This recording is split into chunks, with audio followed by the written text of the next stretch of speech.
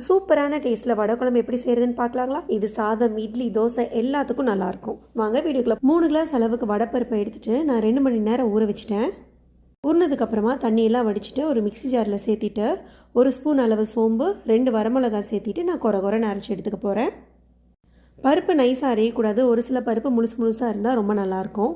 இந்த கன்சிஸ்டன்சியில் இருக்கான்னு பார்த்துக்கோங்க.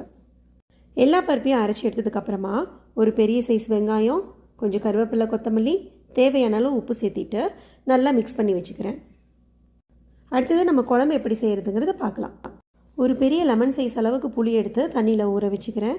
அடுத்தது ஒரு மிக்ஸி ஜாரில் 2 பெரிய வெங்காயம், 2 தக்காளி, இது கூடவே 2 ஸ்பூன் மல்லித்தூள், 2 ஸ்பூன் மிளகாத்தூள் உங்கள் தேவைக்கு ஏற்ற மாதிரி போட்டுக்கோங்க.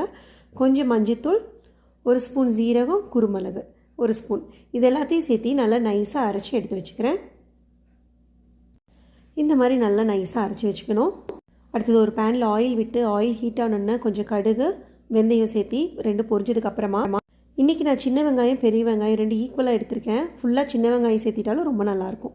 வெங்காயம் நல்லா ஃப்ரை ஆனதுக்கப்புறமா 1 ஸ்பூன் இஞ்சி பூண்டு பேஸ்ட் சேர்த்திட்டு நல்லா பச்சை வாசனை போகிற வரைக்கும் அதை ஃப்ரை பண்ணிக்கணும். இப்போது நம்ம அரைச்சி வச்சுருந்த பேஸ்ட்டையும் சேர்த்திட்டு லிட் க்ளோஸ் பண்ணி லோ ஃப்ளேமில் ஒரு 5 மினிட்ஸ் வச்சு எடுத்தால் ஆயில் எல்லாம் நல்லா பிரிஞ்சு வந்துடும். இப்போது நம்ம புளி கரைச்சி வச்ச தண்ணி நம்ம தாராளமாக தேவையான அளவு ஊற்றிக்கலாம். ஏன்னா நம்ம வடை சேர்த்தும் போது எல்லாத்தையும் அதை அப்சர்வ் பண்ணிக்குவோம். அதனால் தண்ணி நல்லா தாராளமாக இருக்கிறது நல்லது. இந்த சைடு நான் ஒவ்வொரு வடையாக பொரிச்சு எடுத்துக்க போகிறேன். வடை சின்னதாகவோ பெருசாகவோ நமக்கு தேவையான சைஸில் பொரிச்சிக்கலாம். எப்படி செஞ்சாலும் நல்லாயிருக்கும். இது ஸ்டீமில் வச்சு செஞ்சால் இந்த அளவு டேஸ்ட் வராதுங்க. பொரிச்சு செஞ்சால் ரொம்ப நல்லாயிருக்கும். இப்போ குழம்பு அந்த பக்கம் ரெடி ஆயிடுச்சு. இதில் நான் 2 வடையை உதுத்து சேர்த்திக்கிறேன் குழம்போட திக்னஸ்க்காக.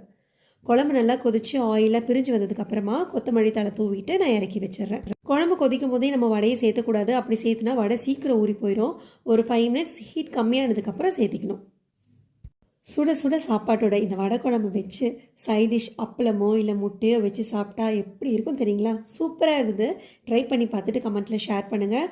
மறக்காமல் நம்ம சேனலை சப்ஸ்கிரைப் பண்ணுங்கள், லைக் பண்ணுங்கள். உங்களோட சப்போர்ட்டை எனக்கு கொடுங்க. பாய்.